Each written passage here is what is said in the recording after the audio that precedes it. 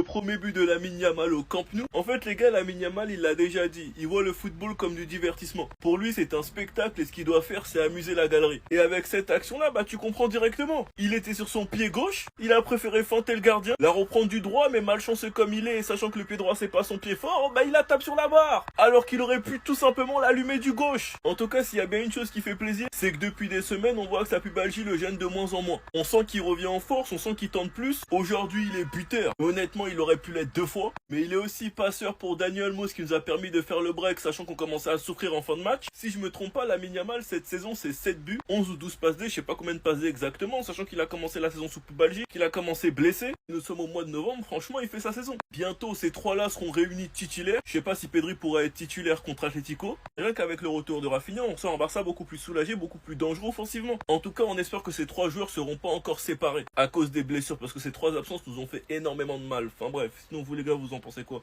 Ramenez-vous sur ta personne, on s'en dit. Oh, qui voit l'âge? Qui voit l'âge? Qui vient de reprendre le trône de la Liga? Oui, que pour 24 heures, de toute façon, demain on reprend le trône. Aujourd'hui, vous êtes dans le rétro. Pardon, je fais le malin, parce que c'est un peu tout ce qui me reste aujourd'hui. Victoire 3-1 face à Alaves. Ouais. On aurait tellement pu faire mieux. On aurait tellement pu prendre plus de buts. Premièrement, pour fêter l'anniversaire du Barça, le retour de monsieur. Deuxièmement, pour fêter l'anniversaire du Barça, son premier but au Camp Nou. Troisièmement, pour fêter l'anniversaire du Barça, le capitaine is back, Rafinha. Bien évidemment avec le titre de MVP. Et je pense qu'on peut se le dire assez clairement. Il y a une équipe avec et une équipe sans lui. Il a même réussi à bonifier Dani Olmo. C'est dire à quel point Rafinha a de l'impact dans cette équipe. Olmo, auteur d'un doublé aujourd'hui, il n'avait pas marqué depuis 2 mois. Aujourd'hui, il en claque 2. Pour tous ceux qui vont vouloir rigoler sur le petit raté de Lamine Yamal, je vous vois venir. Bon, il fait le con. Mais n'oubliez pas qu'avant ça, il vient dribbler le gardien. Il vient rentrer dans la défense tout seul. Il se la crée tout seul cette action. Ou presque. Et que même si j'aurais préféré qu'il tire immédiatement première intention, pied gauche, il ferme premier poteau, voire même pied droit, arrêtez de chercher la moins petite bête pour lui tomber dessus. Je souligne également la bonne performance de Gérard Maggini en défense centrale. Impérial. Vraiment. Ce monsieur qu'on a eu pour 25 euros. 25 millions, pardon. Mais dans le football actuel, c'est comme si on avait payé 25 euros tellement il est fort. Pour être très honnête, j'ai encore énormément de lacunes. On joue l'Atlético pour le prochain match et j'espère que le niveau sera beaucoup plus élevé. Mais avec le retour de Pedri et de Jong au milieu, quand on voit le match de Casado et de Bernal aujourd'hui, je me dis que c'est là que sera la différence. Bisous des premiers. Je m'étais moqué d'un frérot en live qui m'avait dit que la pièce maîtresse du FC Barcelone, c'est Rafinha. Les gars, je suis en train de me poser des questions. Hein, parce que Rafinha, il est incroyable. Retour de blessure. Regardez le match qu'il pond, les gars. 2 passes D. Tu veux quoi de plus? Tu veux quoi de plus? Le mec, il revient, capitaine, il a la dalle. Franchement, ce joueur-là, il est incroyable. Rafinha, c'est vraiment... pour moi, c'est l'âme du FC Barcelone. Lamine Yamal, c'est le petit crack. Hein, mais l'âme, c'est-à-dire celui qui... En gros...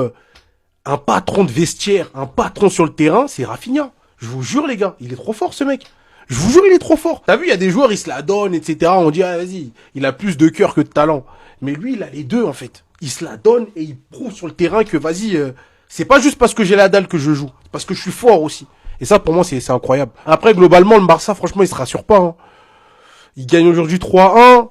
Mais on était plus proche à un moment de 2-2 à la fin que du 3-1. Donc le Barça, ouais, c'est compliqué. Je trouve que après l'humiliation subie contre Chelsea, il fallait se rassurer. Et moi, je pense que le match d'aujourd'hui, c'était pas le match où les Barcelonais ils vont se dire, oh putain, on a été rassurés. Je pense que pour pouvoir se remettre dans le truc, faudra voir contre l'Atlético ce que le Barça est capable de proposer. Et là, je pense qu'on pourra vraiment tirer une conclusion sur qu'est-ce que peut faire cette saison le Barça ou non. Regardez bien, il n'y a aucun montage.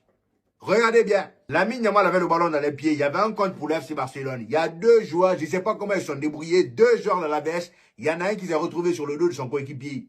Comment c'est possible? Franchement, vous avez quel âge? Hein? Encore une fois, comment des grands gaillards comme ça peuvent venir sur le terrain et se faire humilier par un petit comme ça? Toi, tu te retrouves sur le dos de ton coéquipier. C'est pas possible? Ou bien tu veux qu'il te porte au dos? Je sais pas moi. Lamine Yamal, toi aussi t'es mauvais. Hein? Maintenant que c'est passé, je peux vous dire la vérité. C'était lui qui méritait le ballon d'or. Mais plus sérieusement, qu'est-ce qui fait du bien à votre équipe? Encore aujourd'hui, un match où il court partout, il est tout le temps à l'assist, il se la donne, il mouille le maillot. Et franchement, on a pu dire Yamal dépendance, Pedri dépendance, mais la vraie dépendance, elle est pour lui. C'est quand il est dans l'équipe que le Barça vise les sommets. Faut dire la vérité en fait. Et encore aujourd'hui, il a montré toute sa classe. Il s'est donné, il revient de blessure. J'avais l'impression qu'il n'était jamais parti en fait. Et vous voyez, on peut parler de Rashford, on peut mettre qui vous voulez, Ferran Torres à sa place. C'est pas le même impact offensif. Parce que bizarrement, quand il est sur le terrain, les autres, ils brillent. Et ça, c'est un joueur qui sait faire briller les autres. Et c'est là où Rafinha, on peut le respecter, c'est qu'il s'en fout de stater lui-même. Tant que son équipe brille, c'est ça qui l'importe. Et vous le savez, je suis un Madrilène, toujours objectif. Et je vous dis la vérité, c'est ce qu'on aurait besoin, nous, au Real, actuellement. Un mec qui state pour les autres. Regardez la réaction de Rafinha sur le but de Lamine Yamal. Regardez, il fait la passe. Voilà, Bernal qui envoie là, de ce côté-là. Martin qui va envoyer à Baldé. Baldé qui va projeter sur Rafinha. Mais regardez la réaction de Rafinha. Regardez la réaction de Rafinha quand Yamal marque. Regardez. Rafinha, c'est un capitaine. Regardez, hein. Sur le but de Lamine Yamal, passeur décisif. Incroyable, incroyable, incroyable. Ça, c'est mon capitaine, ça. Regardez. La rage, la rage. Incroyable. Non. Par la suite, il sort ovationné, il remet le brassard à Pedri. Franchement, ce Barça, on n'est pas encore de retour. On n'est pas encore vraiment de retour. Mais qu'est-ce que Rafinha, ça fait du bien. Et Pedri, c'est le football. Pedri, c'est le football. Il mérite une vidéo lui aussi. Mais c'est tellement, tellement, tellement important son retour, Rafinha. Et il en a parlé, hein. Franchement, il n'a pas encore 90 minutes dans les jambes. Mais il est capable de donner beaucoup, beaucoup, beaucoup, beaucoup. Et vous voyez le pressing qu'il fait. Non, Rafinha, c'est trop. C'est trop, trop fort. Il y a une équipe avec et une équipe sans lui. Titulaire indiscutable, invendable, intouchable. Titulaire indiscutable, intouchable, invendable. Premier but au Camp Nou. Titulaire indiscutable, intouchable. C'est trop le seum. Guettez l'arrêt qui fait ce bâtard. C'est quoi ces folies encore? Y a pas à dire, hein. Johan Garcia, il change la défense du Barça. Sans lui, peut-être il y a 1 ou 2 buts en plus encaissés aujourd'hui. Faut dire la vérité. Parce que je vous le dis, hein, sur cette action-là, vous mettez Chesney ou Ter Stegen, c'est but tous les jours. Surtout quand on sait que la semaine passée, Bilbao, ils ont perdu des points parce qu'ils avaient un mauvais gardien. Ben aujourd'hui, le Barça, vous rentrez dans la table des « j'ai un grand gardien ». Et parfois, je vois certains Barcelonais dire « heureusement que le Real a Courtois, sans Courtois, le Real pue la merde ». Bah maintenant, vous comprenez ce que ça fait?